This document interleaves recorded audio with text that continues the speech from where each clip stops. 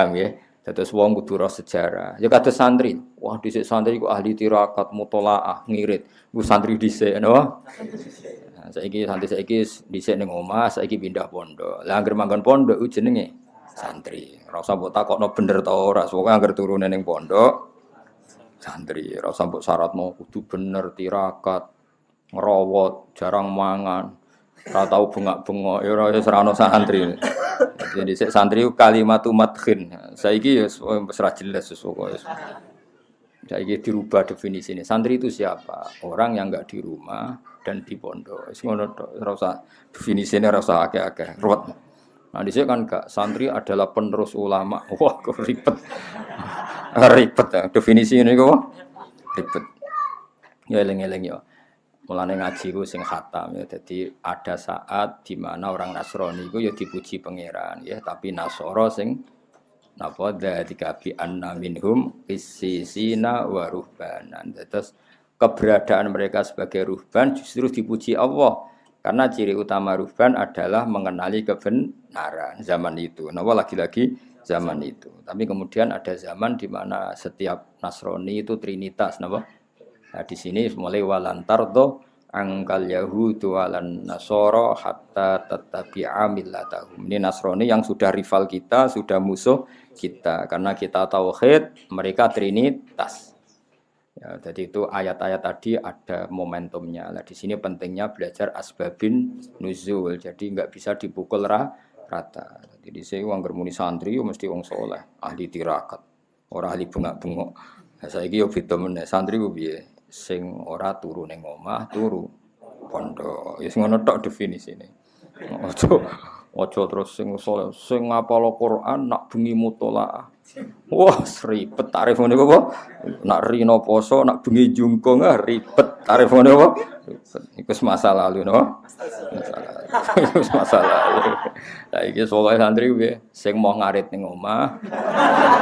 Manggon. Pondok wis ngono tok wis definisine ngono. Nek ning omah ra entuk wesel, nek ning pondok entuk wesel. Malane aduk ning pondok. Sesuai definisi sing gampang-gampang ngono.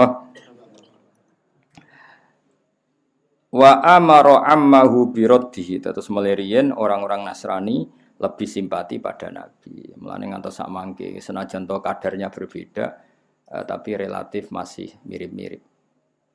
Ya, lepas dari itu tetap pro dan kontra, seolah lagi lepas dari itu tetap pro dan kontra. Itu ketika Rektor Al-Azhar datang ke Vatikan untuk supaya Vatikan itu ada masjid, itu ya dituruti sampai Paus Yohanes II.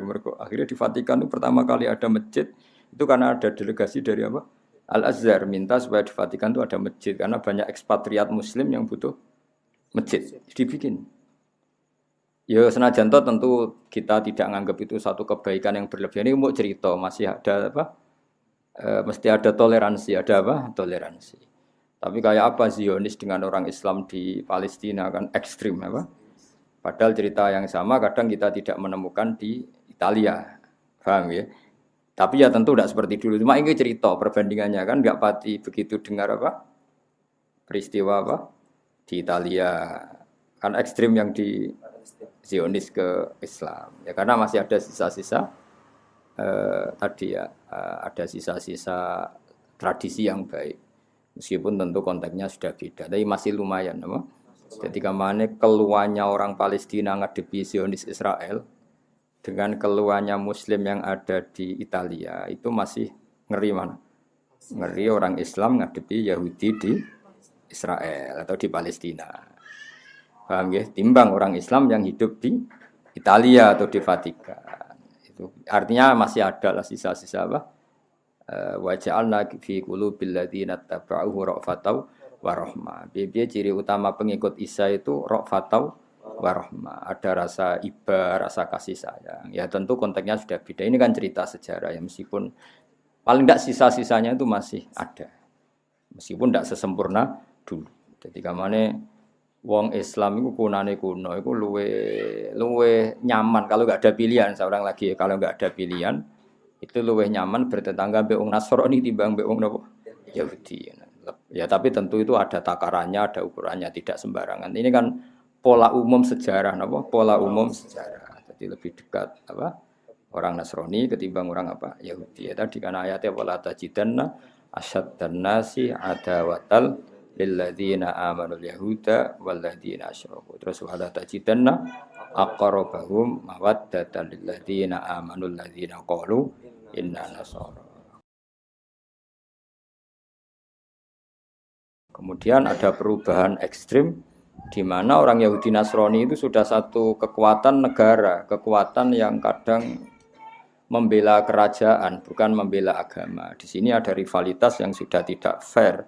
Di sini ada ayat walantardo angkal Yahudu walan Nasara hatta tattabi'a millatahum. Tapi apapun itu sisa-sisa polanya masih sama. Sisa-sisa Yahudi adalah ambisinya apa? Tadmirul mukmin atau menghabisi orang mukmin, tapi sisa-sisa Nasrani masih kadang ada rofah. Ya lepas dari tadi itu sudah baqiyah, apa? Baqiyah. Tapi sejarah itu mesti polanya masih mirip-mirip. Jadi kamane cara wong Islam seneng Israel, mbok takoki atau seneng Palestina, mbok takoki hubungannya dengan Zionis, dengan orang Islam yang di Italia hubungannya dengan Vatikan. Kira-kira itu lebih enak mana? Paling tidak setidaknya yang kita dengar apa? Setidaknya yang kita dengar mesti lebih rileks yang di Italia timbang yang bersinggungan dengan Zionis Yahudi. Karena tadi apa? Memang dari dulu beda, napa dari dulu beda. Ini kados niki sing rohibu bukhaira kepengin nyelametno Kanjeng Nabi, sing Yahudi kepingine mateni Kanjeng Nabi. Ini kan beda sekali apa? Jadi wa amara ammahu biraddihi ila Makkah takhawufan alaihi min ahli dinil Yahudiyah. Jadi Bukhaira justru memerintahkan Abu Thalib supaya Nabi dibawa ke Mekah. Takut Nabi dibantai orang Yahudi. Berarti apa? Bukhaira punya empati dan punya kasih sayang mbek Kanjeng Nabi.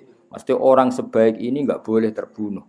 Kira-kira pikirannya Bukhaira orang sebaik ini enggak boleh terbunuh dan pemimpin alam raya ke depan enggak boleh terbunuh. Berarti Bukhaira apa? Menginginkan kelangsungan aktivitas dakwah Rasulullah Shallallahu Alaihi Wasallam. Ya meskipun tadi seorang lagi, tentu yang sekarang itu beda karena edisi Muharraf, nama. Tapi tetap saja ada baqiyah, nama. Ada sisa-sisa watak itu, nama. Ada sisa-sisa watak itu. Sehingga ya tadi beberapa kali ya kayak ya kita tidak perlu istihadnya sama ya. Tapi kalau mau cerita beberapa istihadnya Rektor Al Azhar. Kadang-kadang kita ketemu-temu di Vatikan. Orang boleh ngeritik, boleh tidak cocok karena ini masalah ijtihad dia. Yang ngeritik ya monggo, yang setuju ya monggo. Kita kan hanya cerita secara ilmiah, apa?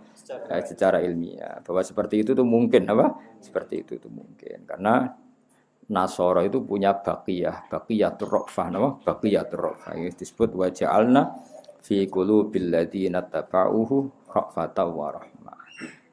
Ya, jadi eling-eling ini. Ya sudah, itu masalah-masalah istihadiyah. Tidak perlu jadi polemik besar. Meskipun yang ngeritik itu ya banyak. Rektor Al Azhar ketika datang ke Vatikan. Ya kamu tidak usah ngeritik, nggak kamu dukung. Kalau ngeritik juga didengar, dukung ya nggak didengar. Kita ini butuhnya ngaji secara ilmiah. Kenapa? Secara ilmiah. Wa amaralan merintahna sapa rahibu Bukhaira ammahu ing pamane Kanjeng Nabi birodi kan go balik Kanjeng Nabi ila Makkah maring Mekah. Mergo takhawufan krana kuwatir alih ing atase Nabi. Kuwatir min ahli dinil Yahudiyati saking kelompok Yahudiyah. Ini masyhur tengene kitab-kitab diterangaken ada 12 pembunuh yang sudah siap mateni Nabi tapi setelah Nabi benar-benar masuk Syam yang dalam, Syam dalam bukan Syam luar tapi Syam dalam.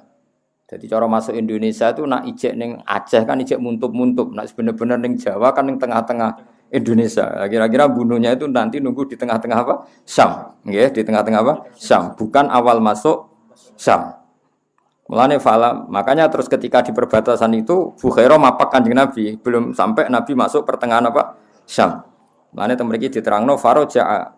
Karena begini ya, kitab yang dibaca Ja'far Al-Barjanji ini, Sayyid Ja'far Al-Barjanji, kitab rujukannya itu saya punya, sehingga saya tahu detail. Jadi meskipun di sini dibahasakan singkat, saya itu tahu detailnya karena kitab yang dibaca beliau itu tak baca saya. Kitab rujukannya, apa? Nah, judulnya atau kru, pokoknya paling. Nah, terus yang kini disingkat-singkat jadi kitab apa? Berjanji. Ya tentu simpel. Makanya untuk angel mergo singkatan. Tapi saya paham betul memang ceritanya seperti itu. Jadi Orang Yahudi itu pinter, nanti bunuhnya nunggu setelah Muhammad masuk Syam dalam. Kenapa? Karena dengan di Syam dalam otoritasnya penuh milik mereka, sehingga orang Arab tidak bisa menggugat. Nah, Kanjeng Nabi di Rohibu Bukhara gak kalah pinter. Nabi dipetui di luar Syam, maksudnya pas muntup-muntup mau masuk Syam. Paham ya? Jadi kudu pinter, kenapa? Semua Yahudi yo pinter, aku nak mateni ini perbatasan bisa digugat dunia internasional karena belum masuk wilayah kami, tapi mateni neng jero. Sing Ibu Khair ya pinter, wah anak ning jero selak kedisian dibapak di luar. Iku mane wong kudu ro sejarah, mane ngono. Islam koyo ngene gedene iku ya kadang-kadang utang jasa mbek roh ibu napa Khair. Dadi ora utang jasa mbek ketua ranting kok NU atau Muhammadiyah wis pangeran ngono kersane. Wis kowe kudu ikhlas wong sejarah ngene no. Wis cocok ra cocok ke ilmu kudu ikhlas. Kowe ora tau memberi kontribusi Nabi, nak ngel-ngelo iya, ingkang ditenggo-tenggo syafaatipun ngono. Dadi ngrumat ra tau. Lumayan Abu Lahab tau ngrumat. Kowe ngrumat ra tau, berjuang ra tau, tapi nak muni Nabi ingkang kita tenggo-tenggo syafaat. Saduh, nulung ra tau. Jaluk aneh-aneh. Ora potongan heroik, no? Gak potongan apa? Heroik. Kali mau seneng kiai pas-pasan ae salam templek 1.000 njaluk swarga no. Nang 1.000 untuk swarga. Wis anake mbeling salam templek 1.000 pokoke anak kula dongakno iki dadi wong alim. Nek 1.000 njaluk aneh-aneh. Soale hubungane kiai wis ribet. Wong saiki iku ribet. Wong mbek Nabi seneng pas-pasan ae. Dibaan yo ora paham bengak-bengok. Mulai untuk berkat loro. Wis ngono arep-arep syafaat, ya kelakuan kok ngono. Padahal roh Ibu Bukhairah mati-mati yang nyelametno Kanjeng Nabi. Dadi ngerti nek Nabi tok dalam Sam pasti dibunuh. Dadi pamane dipapak ning perbatasan. Itu kan ya ndak gampang mapak-mapak gitu no. Enggak gampang. Malah nanteng kene kitab-kitab ageng diterangno pamane iku mangkel mbek Bukhairah. Masyhur. Abu Thalib mangkel mbek roh Ibu Bukhairah. Abu Thalib kan niat dagang. Gawa kafilah besar bawa dagang kemudian enggak ke titik tujuannya kan yo mangkel. Sampai matur ning Kanjeng Nabi, la tasma ya ibna akhi maqala hura Ibu Bukhairah. Aja rungokno iki paling wong drengki ben aku ora sida dagang. Masyhur Abu Thalib ngendikan. Terus Kanjeng Nabi karena memang didesain Nabi, beliau calon Nabi, ya ammi wahai pamanku, hati saya mengatakan orang ini jujur. Akhirnya terus jadi Abu Thalib sendiri itu mangkel sama Ibu Bukhairah. Beliau mau kembali mergo Nabi ngendikan, ya ammi hati saya mengatakan orang ini jujur. Jadi tidak segampang itu. Ya, jadi eling-eling ya. Jadi rencana pembunuhan Yahudi itu di Syam dalam, elingin apa? Di Syam dalam karena itu kecerdasan orang Yahudi dengan bunuh di dalam kan benar-benar teritorialnya Yahudi. Kalau di perbatasan digugat secara internasional. Mulai dulu itu ada teritorial itu. Makanya ketika Nabi Musa lari dari Mesir, dikejar-kejar apa? Fir'aun. Beliau lari ke Madian. Apa? Dan dulu sudah ada teritorial. Fir'aun itu tidak punya otoritas di Madian. Makanya ketika Nabi Musa sudah sampai Madian, dawuh Nabi Syuaib ya, la takhaf najauta, kamu akan selamat di sini. Itu di Sarah-Sarah diterang fa inna Madian laisa min sultanati Fir'aun, karena Madian tidak ikut teritorialnya Fir'aun. Paham ya? Jadi dulu orang sudah modern, kalau musuhan dengan Fir'aun ya lari ke daerah yang tidak wilayahnya Fir'aun. Ya sama lah dulu. Sama sekarang itu sama. Misalnya orang Papua ingin merdeka supaya enggak ditangkap orang Indonesia, minta suaka politik Australia atau Amerika karena Indonesia enggak punya otoritas di Australia. Dulu ketika Khomeini musuhan Mbek Pahlavi, beliau suaka politik di Prancis. Ya sama mulai dulu ya modern. Jadi kalau musuhan sama orang Nabi Musa, kalau tetap di Mesir kan ditangkap Fir'aun, beliau ke Madian. Ketika di Madian gimana? La takhaf najauta minal qaumidz zalimin. Itu di Sarah-Sarah fa inna Madian laisat min sultanati Fir'aun. Paham gitu. Terus ini Bukhairah ya sama. Ini kalau masuk ke Syam, kita tidak punya wilayah di sana, pasti dihabisin tanpa bisa menuntut. Akhirnya wa amara lan perintah sapa Bukhairah ammahu biradi la Makkah takhawfan alaihi min ahli dinil yahud. Ya terus faraja'a mongko bali sapa Abu Thalib bihi nggawa kelawan Kanjeng Nabi. Walam yujawis, nah ini pinter Sayyid berjanji. Makanya saya tahu betul kalau kitab ini dikarang orang alim. Karena kitab yang indukannya itu saya baca. Ini walam yujawis lan orang liwati sopo Kanjeng Nabi minasyamil muqaddas saking teritorial Syam muqaddas. Ini ku yang sekarang ada masjid Baitul Aqsa. Napa? Sekarang ada masjid apa? Aqsa. Busrohu ing kota besar Syam muqaddas. Jadi kemana? Kanjeng Nabi itu hanya di perbatasan, enggak sampai masuk ke Syam dalam, napa? Tidak sampai masuk ke Syam dalam. Sekali masuk Syam dalam pasti Nabi dihabisi. Jadi redaksinya apa? Walam yujawis lan orang liwati sapa Nabi minasyamil muqaddas saking Syam sing muqaddas. Busrohu yaiku kota busrone Syam. Jadi walhasil Nabi tidak sampai ke titik inti kota yang ada di Syam. Karena sampai perbatasan sudah dipapak rohibu Bukhaira, padahal para pembunuh Yahudi nunggunya di tengah kota atau di pusat tengah-tengah Syam. Mulane iki redaksine keto alime Sayyid sinten berjanji oleh redaksane nabi faro ja'abihi walam yujawiz minasyamil muqaddasi busra.